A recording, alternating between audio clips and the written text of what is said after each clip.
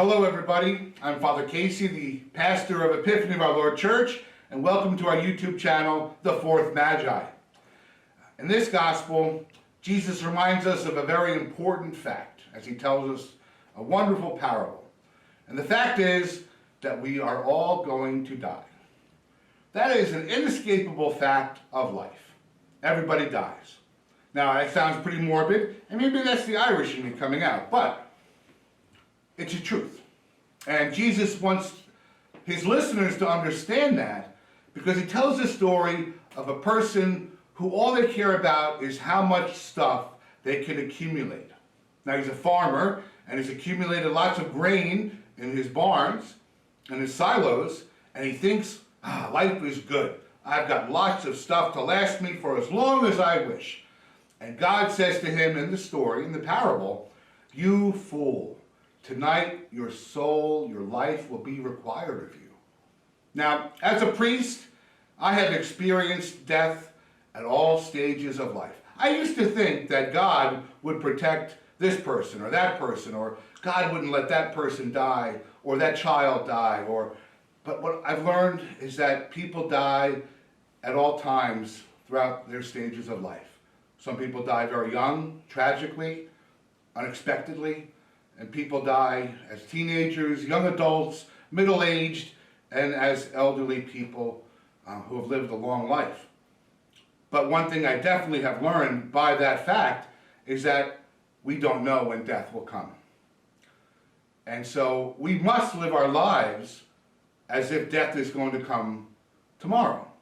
So many people, too many people, they really do believe, maybe it makes it easier, but they believe that they always have tomorrow. And that is simply not true. And Jesus wants his listeners to understand that. Because if we understand that we are not guaranteed tomorrow, that our lives could be ended really at any moment, well then we should always have our priorities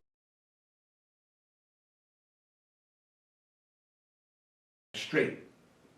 Because, a person who only sees life as a time to accumulate material goods. I need to make money. I need to get new car, new house. I need to be, at this salary level. Well, then that person's got their priorities all screwed up because they can spend all their time accumulating wealth and property, and yet they don't have a good marriage.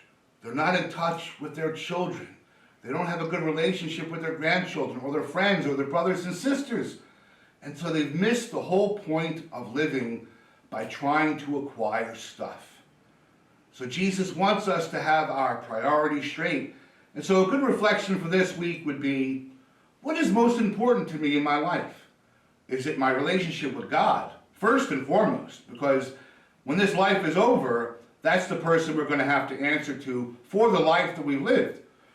Secondly, if I'm married, what is my relationship with my spouse? What is my relationship with my children and grandchildren, brothers and sisters, my friends, my co-workers, my neighbors? Am I living a good life?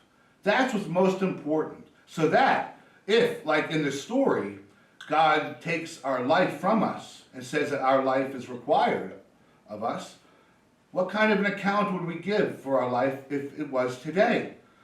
Would we be confident that God will say, "Welcome, my good and faithful servant"? Or would God say, "Going down"? Have a great week.